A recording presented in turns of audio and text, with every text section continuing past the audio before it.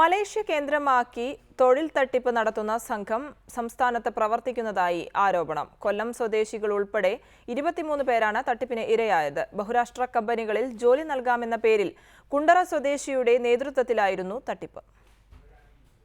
തൊഴിൽ തട്ടിപ്പിനിരകളായി മലേഷ്യയിൽ അകപ്പെട്ട 23 പേരിൽ തിരിച്ചെത്താൻ സാധിച്ച 9 കൊല്ലം സ്വദേശികളാണ് തട്ടിപ്പിന്റെ കഥ പുറം ലോകത്തെത്തിച്ചത്.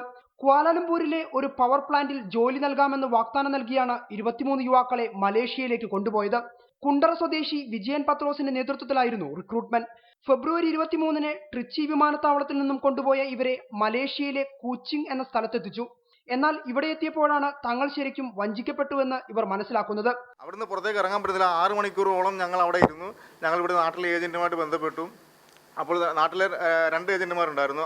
ഞങ്ങളുടെ ആ സമയത്ത് ഫോൺ നമ്പർ, അതായത് വിജയൻ പത്രോസ് എന്ന് പറഞ്ഞ കുണ്ട്രയുള്ളതും തിരുവനന്തപുരത്ത് നിന്നുള്ള അനിൽകുമാർ എന്ന് പറയുന്ന വ്യക്തിയും, ഇവർ രണ്ടുപേരെയും ഞങ്ങൾ നിരന്തരമായി ബന്ധപ്പെട്ടു. അപ്പോൾ ഉടനെ തന്നെ നിങ്ങളെ ഇറക്കും, നിങ്ങളവിടെ വെയിറ്റ് ചെയ്യൂ എന്നാണ് പറഞ്ഞത്. അങ്ങനെ 6 മണിക്കൂറിന് ശേഷം ഞങ്ങൾ പുറത്തിറങ്ങിയിട്ട് ഞങ്ങൾ ചെല്ലുന്ന ഒരു ലോഡ്ജിലേക്കാണ്. അവിടെ ചെല്ലുമ്പോൾ ഞങ്ങൾക്ക് മുന്നേ 1 മാസം മുൻപ് വന്ന് അവിടെ ജോലിയില്ലാതെ നിൽക്കുന്ന 6 പേരെ ഞങ്ങൾ വീണ്ടും കാണുന്നത്. വിവിധ കമ്പനികളിലേക്ക് ഹെൽപ്പർമാരായാണ് വൻ തുക വാങ്ങി ഓരോരുത്തരെയും എത്തിച്ചത്. ഇതിലുപരി ജോലി സംബന്ധമായ രേഖകൾ പോലും നൽകാത്തതിനാൽ വിമാനത്താവളത്തിൽ നിന്നും ഇവർക്ക് പുറത്തിറങ്ങാൻ സാധിച്ചില്ല. നീണ്ട 6 മണിക്കൂർ ഭക്ഷണവും വെള്ളവുമില്ലാതെ വിമാനത്താവളത്തിൽ തടഞ്ഞുവെക്കപ്പെടുകയും ചെയ്തു.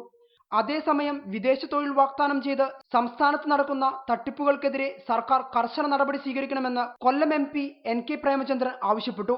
റിപ്പോർട്ടർ, കൊല്ലം.